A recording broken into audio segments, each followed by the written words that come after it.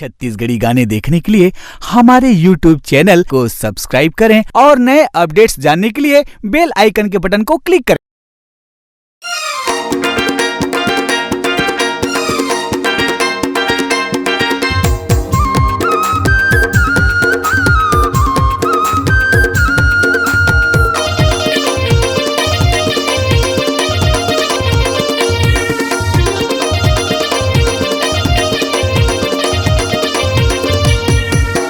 गदर मचाए वो टूरी गदर मचाए ना, गदर मचाए वो टूरी गदर मचाए ना।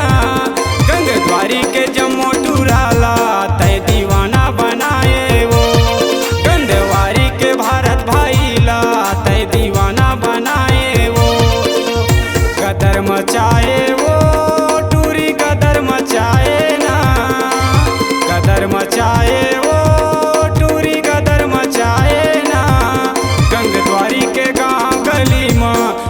गदर मचाए वो, गंगद्वारी के गांव गली माँ टूरी गदर मचाए वो।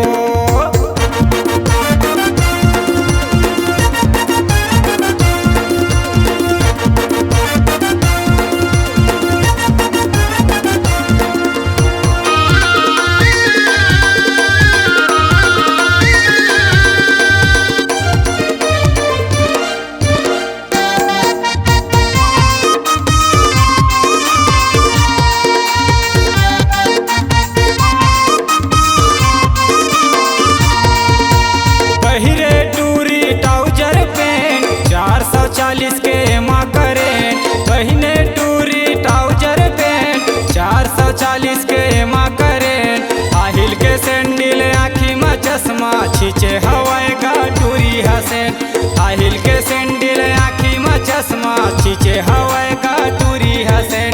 जिला हिलाए वो टूरी जिला हिलाए ना, जिला हिलाए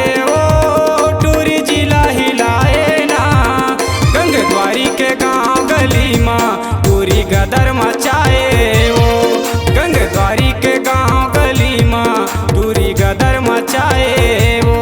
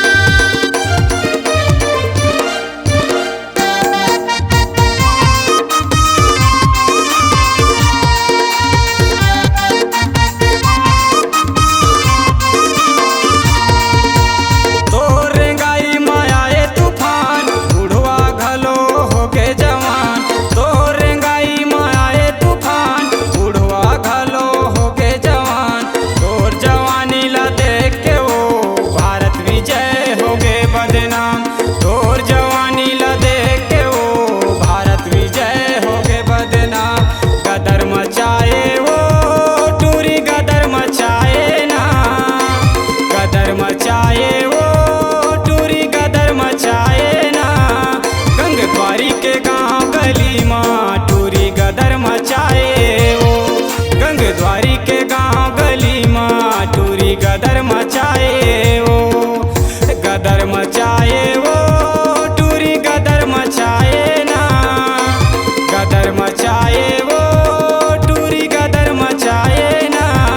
गंगद्वारी के जम्मो टूराला तय दीवाना बनाए वो, गंगद्वारी के भारत भाईला तय दीवाना बनाए वो। गंगद्वारी के भारत भास्करला तय दीवाना बनाए वो। गंगद्वारी के गांव गली माँ टूरी गदर मचाए वो, गंगद्वारी के गांव गली माँ टूरी चिखला मचाए वो। आपकी आपकी आवाज ही आपकी पहचान है। यदि आप अपनी आवाज को एक नया आयाम देना चाहते हैं तो चले आइए मल्टी ट्रैक डिजिटल रिकॉर्डिंग के लिए AVM audio video studio, Khamtarai, Raipur. Mobile number 9301523929 और 7869646201। यदि आप नए एवं पुराने गीत सुनना चाहते हैं तो avmgana.com में जाकर गाना फ्री डाउनलोड करें और YouTube चैनल में AVM गाना और KK कैसेट्स को सब्सक्राइब करें।